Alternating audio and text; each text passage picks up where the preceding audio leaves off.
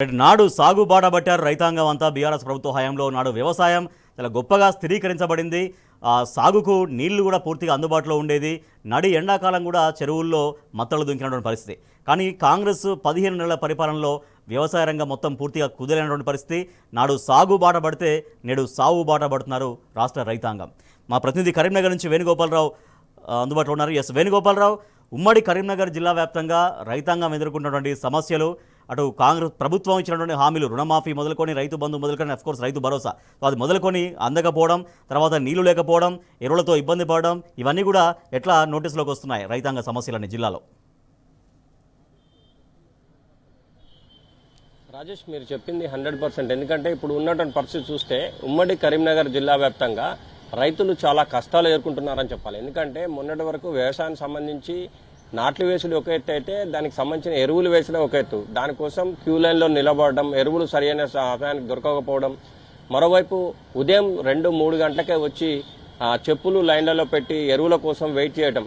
అంటే ముఖ్యంగా వ్యవసాయ శాఖ దీని మీద ప్రత్యక్షంగా అసలు ఎన్ని హెక్టార్లలో వరేస్తున్నారు, వీళ్ళకి ఎంత ఎరువులు అవసరం ఉంటుంది అనే దాని మీద సమీక్ష సమావేశం నిర్వహించాలి. కానీ ఈ సమీక్ష సమావేశాలు నిర్వహించక, ఈ రివ్యూలు లేక, అసలు ఎక్కడ ఏ గ్రామానికి ఎన్ని ఎకరాలు వేశారు, ఎంత ఎరువులు పడతాయనే దాని మీద అవగాహన లేని నేపథ్యంలో 400 మంది రైతులు క్యూ లైన్లో ఉంటే 200 బస్తాలు మాత్రమే తెస్తున్న నేపథ్యంలో రైతాంగం అంతా కూడా ఒకరి మీద ఒకరు దూషణలు చేసుకున్నటువంటి పరిస్థితి మనకు స్పష్టంగా ప్రతి చోట ఈ ఎరువుల దగ్గర కనిపించింది. ఇంకోవైపు కిందో మీద పడి ఎరువులు తెచ్చుకొని వేసుకుంటే ప్రస్తుతం అయితే ఇప్పుడు చూసుకుంటే ఇటు కరీంనగర్ జిల్లా విషయానికి వస్తే ఇటు మోతే కావచ్చు, వాగులలో కావచ్చు, ఇటు వాగుల్లో సంబంధించిన బావులలో కావచ్చు చుక్క నీరు లేదు. ఇంకోవైపు ఇటు నారాయణపూర్ రిజర్వాయర్ నుంచి అన్నా కనీసం నీళ్లు వస్తాయేమంటే అక్కడి నుంచి రావట్లేదు. పక్కనున్న ఎల్లంపల్లి నుంచి అన్నా నీళ్లు వస్తాయంటే అవి రావట్లేదు.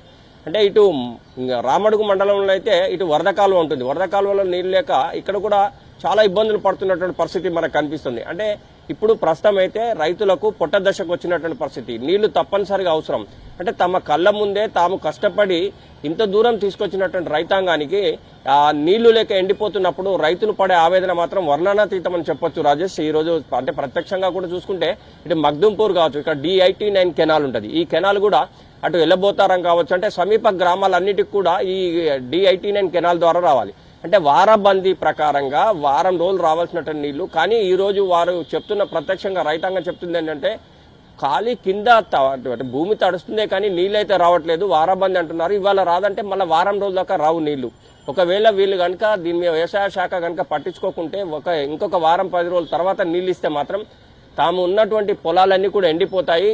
అప్పుడు మేము దిక్కుతోచిన పరిస్థితుల్లో పడాల్సిన దుస్థితి వస్తుందని చెప్పి రైతాంగం అంతా కూడా మీరు చెప్తున్నట్టుగా అంటే ఎందుకు నీళ్లు ఎందుకు అందలేకపోతున్నాయి అంటే నీళ్లు జలాశయాల్లో ఉన్నటువంటి నీళ్లను సరిగ్గా ఆర్గనైజ్ చేయడం అనేది అక్కడ రావట్లేదా?